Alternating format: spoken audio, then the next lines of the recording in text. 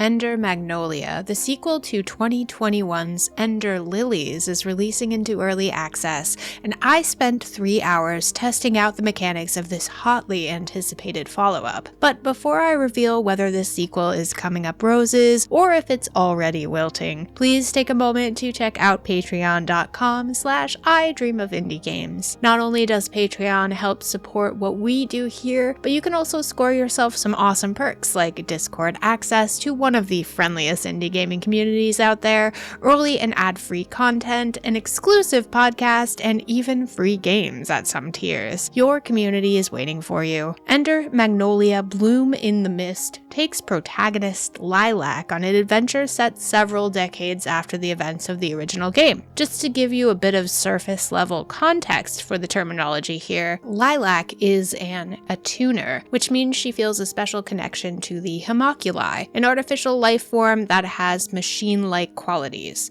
These tortured souls are feared by most in the Ender, insert flower here, universe, as the toxic fumes have made them aggressive and heartless. But Lilac, who appears to be suffering from some form of amnesia, feels compelled to save all those she encounters on her journey, trudging through an abandoned city, underground laboratories, and other post-apocalyptic landscapes. It is up to Lilac to decide who will ultimately survive, the humans or the homunculi, and to uncover the secrets of her past along the way. You don't necessarily need to play Ender Lilies to enjoy the sequel, but it might help you to contextualize some of the story beats and terminology thrown around. Ender Magnolia does a pretty good job of teaching you the mechanics on the fly, so a newcomer to the series won't necessarily have a problem jumping right in. I know I already said this right out of the gate, but just a friendly reminder that Ender Magnolia is in early access, meaning that we are not getting the full game here. Right now, the first 4 areas of the game are available, with the promise of more to come. This promise of more includes more enemies, more areas, more bosses, and more story. Basically, all the more you could ask for. One thing to note for those that enjoy being able to customize their challenge level, however, the early access build of the game does not yet have difficulty options, so you are stuck with the default, at least at the time of this video. There's definitely a fair amount of challenge here, but nothing a little bit of patience and practice won't help overcome. If you already played the original title, you have a pretty good head start on the basics of gameplay.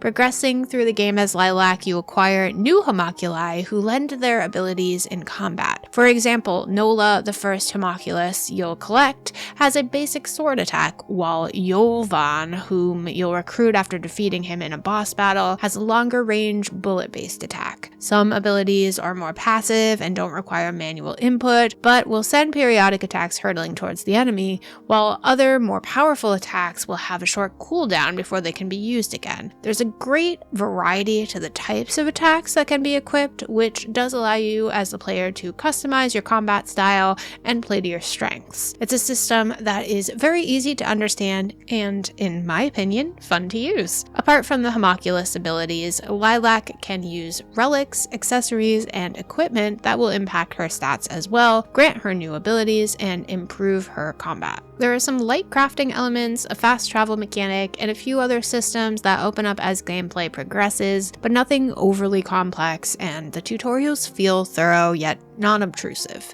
I'd say 80% of the challenge in Ender Magnolia is presented in the form of boss battles, and I'm okay with that. Despite the dramatic spike in difficulty at each boss encounter, it always felt like my gameplay leading up to that battle was preparing me to utilize the pertinent skills. With every death, I found myself learning something and getting better, which is encouraging, even if it took a while to master. Again, we won't find out how everything comes together in the end until Ender Magnolia leaves early access, hopefully in the next year or so, but right now everything feels fantastic. Despite being outside of my usual wheelhouse for games, I really enjoyed my time with Ender Lilies, and I think Ender Magnolia is better in just about every way. The combat feels really smooth and impactful this time around. Inputs are responsive, and it definitely feels like you can learn and improve from each failure. There are plenty of checkpoints scattered about to save your progress and equip new skills and accessories. It truly feels like the developers took what worked from Ender Lilies and tried to craft their fans a new and improved experience, and honestly, they delivered. Musical artist Millie returns to lend their tunes to Ender Magnolia, which is fantastic news because the soundtrack is just as good, if not better, than the original. The soundtrack and overall presentation in Ender Lilies is what drew me into the series in the first place, and they really outdid themselves with the sequel. The dynamic piano tracks flow into each other seamlessly, packing a powerful gut punch that also serves a secondary purpose of keeping me calm, even during the most white-knuckle boss battles.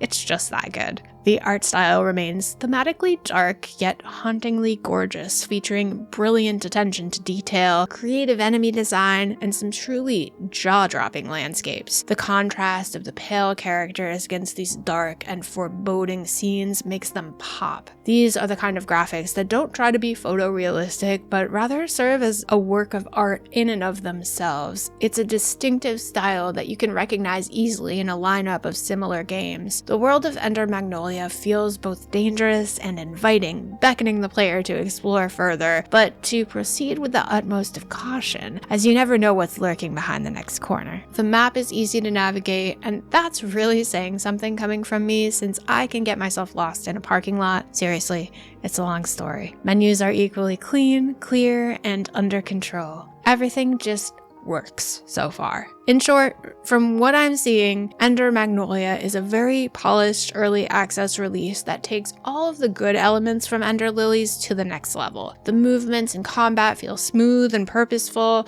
the graphics are darkly inviting, and the soundtrack is worth listening to in and outside of gameplay. This is a very impressive early access offering that should satisfy fans of the original and entice those that have not yet played Ender Lilies to give it a go. Now is the perfect time to pick up Ender Magnolia at a discounted price and to help the game realize its full potential.